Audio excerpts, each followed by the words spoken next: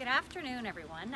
Cindy here from Beyond the House. I'm back on hopefully one of the last days of our heat wave. This one has been a hot one. It's August, I don't even know what date, but it's the Thursday, and tomorrow is supposed to be a lot cooler, so we're all looking forward to a cool down.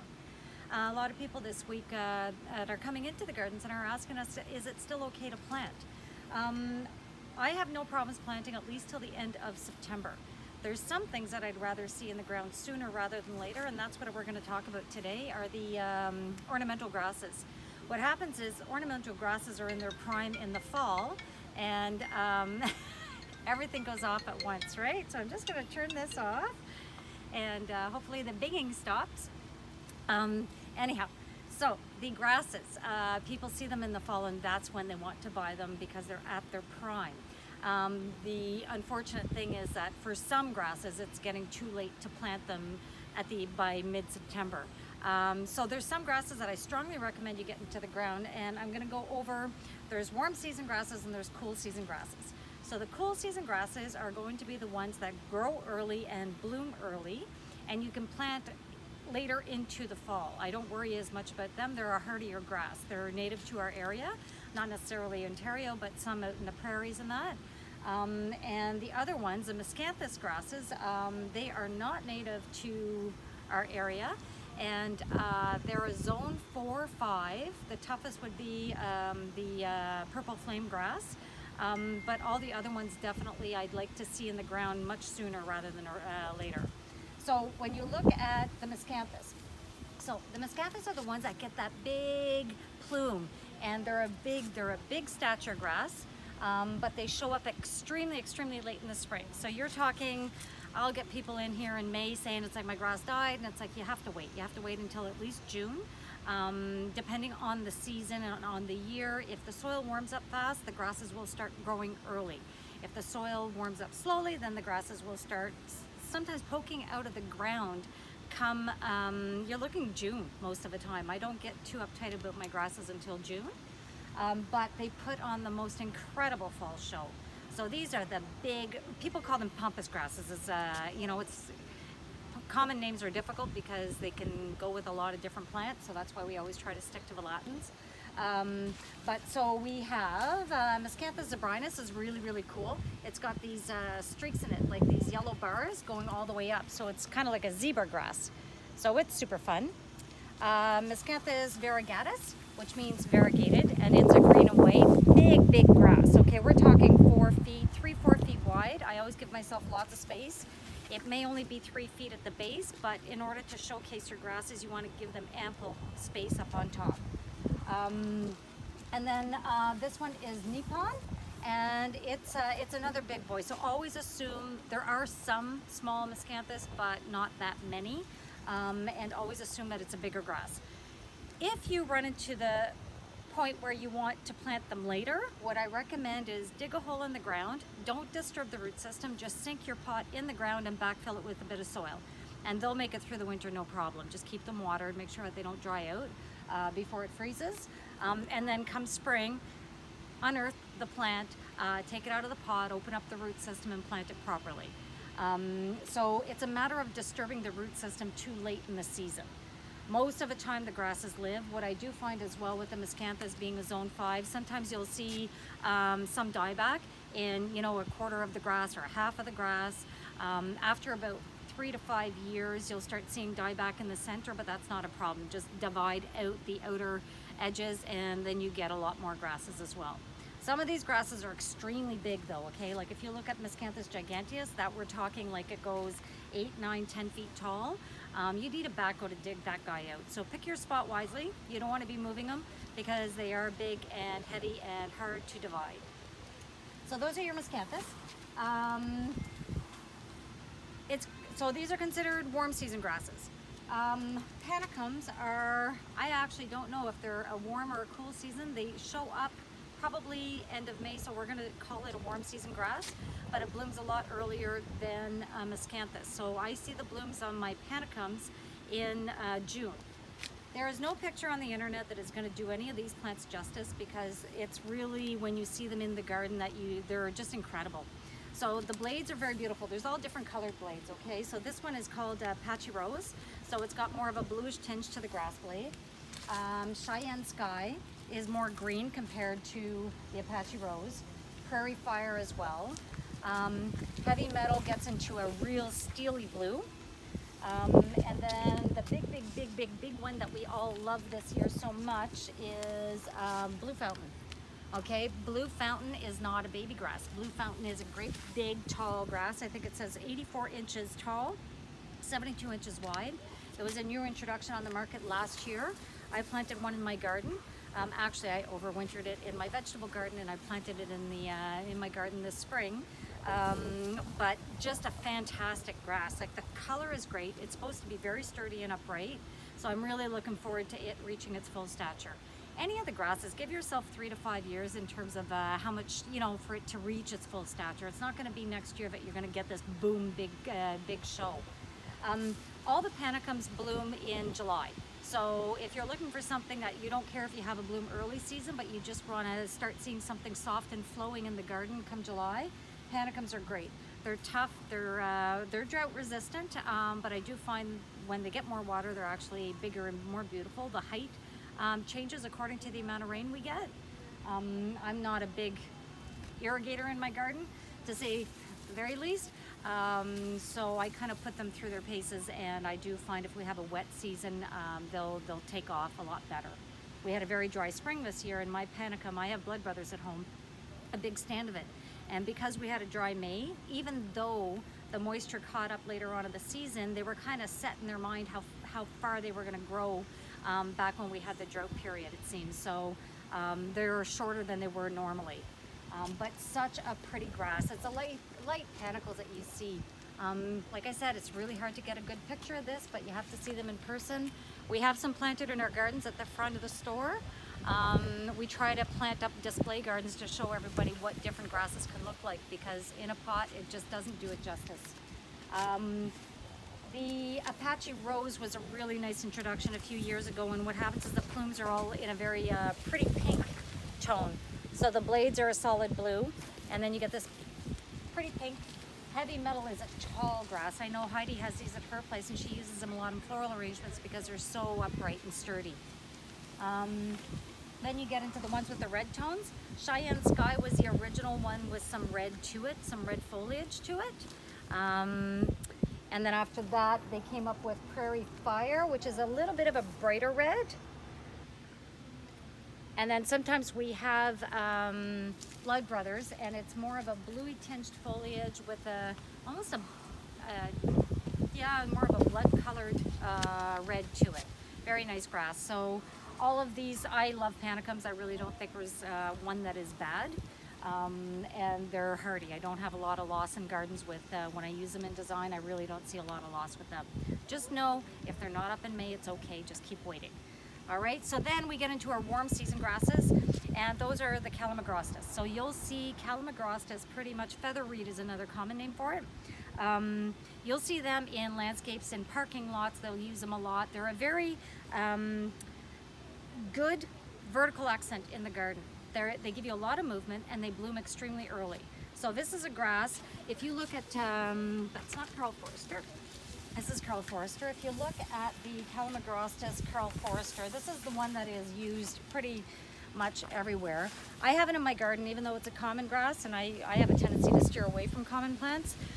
I have it at my place because it's such a perfect vertical accent, and it moves. Grasses add movement to your landscape. So instead of having a whole bunch of rigid shrubs, it's nice to have something that kind of adds some flow to the landscape. And a lot of these can be left up over winter as well. You don't need to cut them back in the fall. You can if you want, but you definitely don't have to. Some are sturdier than others, and sometimes it's just trial and error. If we have a big, heavy, wet snowfall in November, then you'll see them collapse, but some of them even bounce back after the collapse. So, but the Carl Foresters, they're gonna get about 4 or 5 feet tall and bloom. They start growing extremely early in the spring. So you'll see new growth in there as soon as the snow melts, the new growth starts. So you want to make sure to cut it back either in the fall or get out in your gardens like in March. Basically, as soon as the snow is gone, get out and cut them back. because if you cut them back once they've started growing, you'll end up cutting off your growing tips and you will have a squared off tip for the rest of the year. That will not correct itself. Okay, so that's why I always make sure to get into the gardens early spring to cut these guys back. So the Calamagrostis, there's Karl Forster, which is the biggest, tallest one. And then you can get into Lightning Strike, which is a variegated green and white. And you can get into, this is Avalanche, which is a green and white as well. Avalanche is about a foot taller than Lightning Strike. About the same width, you're looking at 2.5, 3 feet wide. Karl Forster is definitely a solid 3, biggest out of all of them. Now Brachytricha is kind of like in a different category of Calamagrostis. They bloom in August. Way underutilized in the landscape, but so pretty. It's a bottle brush plume that is very, very long. It's a lower grass. It actually tolerates a bit of shade, so that's always fun to have that. And it's just this really nice mound. A lot of people like the Pennisetum Hameln, but that's one that I find it's trickier in the landscape here in terms of hardiness. So I find this one is definitely a better show and much more reliable. And then this one is brand new. So we have no clue, but I've been all summer wanting to order this guy. It's called Calamagrostis Chejudo, and it's a smaller variety. So it seems to bloom early, and I'm gonna give this guy a try in my gardens. And we do plan on setting up a display garden with the different types of grasses and have them all nice and properly labeled so that we can show people what they look like at maturity. Another line of grasses that I love are the Schizocurium. And these ones, so Schizocurium it's going to start early and it's going to give you a show. It's a very different grass come spring, summer, fall. There's a big difference in what it looks like. They're very upright during the growing season. There's no real seed head that you're going to go, oh my gosh, that's so pretty, the plumes are beautiful. You're not growing it for the seed heads, you're really growing it for the blades themselves.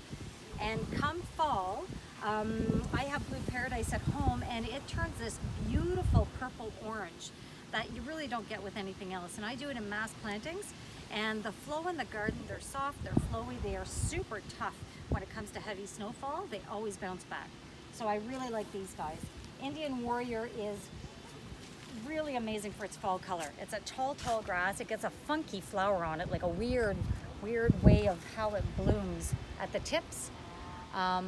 But it's a very neat plant, and it's tall in stature. For height, we're talking 72 inches and only 2 feet wide. So if you have a spot that you need to put something that gets tall, the Andropogon, Schizocurium, kind of interchangeable terms, they originated, they're a prairie grass, so we're talking tough, hardy. So we usually carry Standing Ovation, there's Purple Smoke, there's, it's Purple, Twilight Zone, Purple Smoke, Smoke Signal, Blue Paradise is another one, and then the taller varieties. This is, actually I forgot to mention this guy, this is another Miscanthus, Gracilis, and you can see why they call it Gracilis. It's very graceful and pretty. And last but not least, and actually I didn't talk about the Millennials, where is the Sporobolus? Crean, can you say Sporobolus? Sporobolus? Sporobolus is a word that I teach all the girls, and I walk around the store and I say Sporobolus, and they all have learned how to say Sporobolus. So this is Sporobolus heteroloptus. Oh, we got some in. Got some in, lots of them. We have, I think I ordered 24 because I wait all season to get these guys. They are so pretty in the garden. So they grow basically the basal foliage, green tufted, almost looks like a mop top in the garden. So, and then come middle of August, you're gonna start seeing these plumes shoot up. This is one tough grass. I have no issues with it. I've used it in roundabout design, so it gets salt, it gets all kinds of terrible conditions, dumped on by snow with the snow plows and that. Super tough. Can take salt, can take pollution, can take, you name it. This is about its height in the garden. So I actually put it at the front of the border because the grass, it's grassy foliage all the way up until mid-August. And the color in the fall is so pretty. It's a beautiful golden color. So I'm a big fan of Sporobolus. And so everybody should walk around tonight and say Sporobolus. And if you say it in a funny way, kind of like Filipendula, could never remember that word, so I'd always go Filipendula. For those of us that grew up on Sesame Street, the word of the day is Sporobolus. Hey girls, can everybody say spirabolus? You can do it. It's lunchtime. Other grasses that I forgot to talk about is the Millennia. Sky Racer, which we have in our front gardens, and this one is Heidebraut. I'll just walk over here. Oh, before we do that, let's talk about what is not a perennial grass. People buy these in the fall because they're super pretty. They want to use them in their planters, and they plant them in their garden. This is a pennisetum. Pennisetums will not overwinter in your garden. Okay, every year I'll get some people come back saying, I thought it was a perennial. It is not a perennial. We try to keep all of our perennial grasses outside. We'll use perennial grasses in fall planters, but we will not use annual grasses. We will not sell them in the nursery area. We keep them in the greenhouse to clearly identify those are annual grasses. They are super pretty. There is no equivalent in terms of perennial grass that gets as beautiful dark purple as this one, annual grass. You could always try to bring it in, cut it back, and try to overwinter it indoors, but that's a tricky one. I haven't heard of a lot of success. Some people do it well, but purple fountain grass, pennisetum, you got purple fountain grass, there's a few other varieties, skyrocket. They are not perennial grasses, which means they will not come back if you plant them in your garden outside. You use them for pretty annual grasses, okay? And then the last but not least, this is Millennia. So there's different kinds of Millennias. There's a short Millennia called Variegata, which has a green and yellow foliage, super pretty for front of the border, kind of beautiful in mass plantings. This one is called Heidebraut, and there are 3 plants in here, so that gives you an idea of size. And the bloom starts pretty much by, I'm going to say mid-July. This is when everybody comes in and asks us, what is this? It is a very non-impressive grass in a pot. So we do not sell a lot of this in the garden center because in a pot it doesn't look like much. But come July, boy oh boy does it ever hold its own. And then this is Millennia Heidebraut. Millennia Sky Racer, pretty much the exact same thing, except it grows to 7-8 feet tall, which if you want something outstanding in your garden to give you height and movement and light, airy flow, Sky Racer is just unbeatable. And you can't kill it. Like it's a good, tough grass. So we have ours sitting up front, and the snow removal, when it happens, it gets dumped on top of that poor thing, and it just keeps kicking back year after year. Once again, the more moisture we have in the summertime, the taller they're going to get. But in general, it's it's always been a great grass. No rust, no anything. So I think I've covered off all the grasses. There's the shorter grasses that we use in planters and things like that, but in terms of tall, impressive fall grasses, I think I've gone over all of them, at least all the types of grasses. And so if you are looking to plant, make sure to ask us if it's too late to plant. And if we tell you, yes, it's too late to plant and you want to take advantage of the fall sales that have come up in garden centers at this time of year, a bit later, then just sink the pot in the garden, okay? If not, you still have a few weeks. You have at least till the end of mid-September and September to plant most of the varieties. So I hope that helps you understand the ornamental grasses a bit better. I don't know if Corinne can get a shot from back here, but we do have a Miscanthus purpurescens back in here. Up on the berm. Get a shot, but it started blooming. It actually started blooming early this year. It seems like a lot of things are early. And when the sun gets down in the late afternoon,